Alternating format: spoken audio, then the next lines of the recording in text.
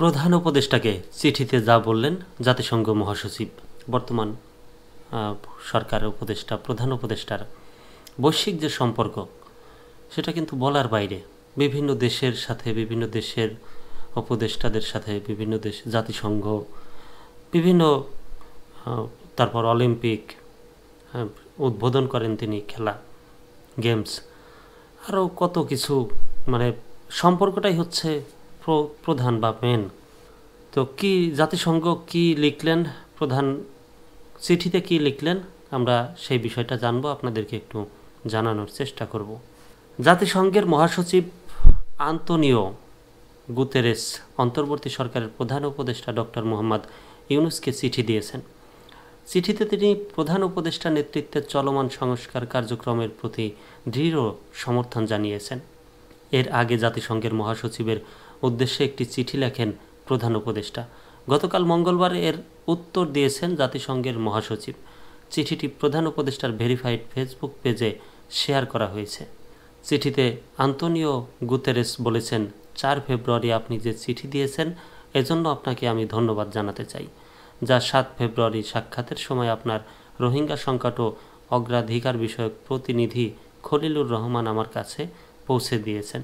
আমি বাংলাদেশের জাতিসংঘের দৃঢ় সংহতি এবং আপনার নেতৃত্বে সংস্কার প্রক্রিয়ার প্রতি আমাদের সমর্থন পুনর্ব্যক্ত করতে চাই। তিনি লিখেছেন, বাংলাদেশ ও ওই অঞ্চলের উপর রোহিঙ্গা সংকটের প্রভাবের পাশাপাশি রাখাইন রাজ্যের ক্রমবর্ধমান মানবিক পরিস্থিতি সম্পর্কে আপনি ডক্টর ইউনুস যে উদ্বেগ প্রকাশ করেছেন, আমিও তার সঙ্গে একমত। রোহিঙ্গাদের আশ্রয় দেওয়ার জন্য বাংলাদেশের প্রতি আন্তর্জাতিক সম্প্রদায়ের সমর্থন আদায়ের কাজ অব্যাহত রাখবে জাতিসংঘ।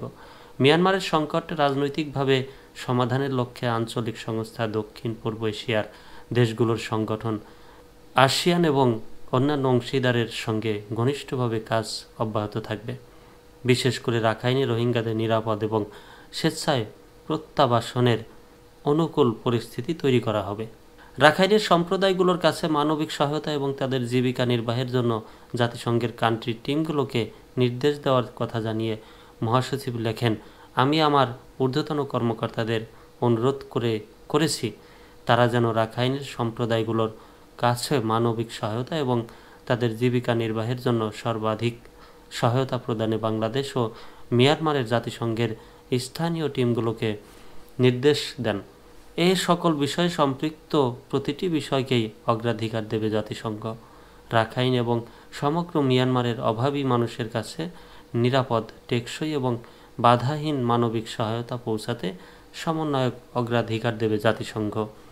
এই অগ্রাধিকারের মধ্যে মিয়ানমারের জন্য জরুরি ত্রাণ এবং আবাসিক ও মানসিক সমন্বয়কারী এআই অন্তর্ভুক্ত থাকবে।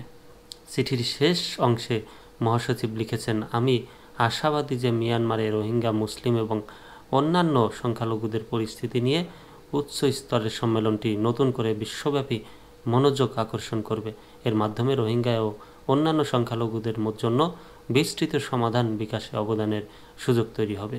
সদস্য দেশগুলোর সঙ্গে পরামর্শের পর জাতিসংঘ কিভাবে সর্বোত্তম পথে বিষয়টিকে সমর্থন করতে পারে তার জন্য সম্মেলনের ফলাফল এবং পরিকল্পনার অপেক্ষা করছি। আগামী 13 থেকে 16 মার্চ রমজান মাসে বাংলাদেশ সফরের সময় দুজনের আলোচনা আরও এগিয়ে নেওয়ার জন্য তিনি অধীর আগ্রহে অপেক্ষা করছেন বলে চিঠিতে উল্লেখ করেছেন।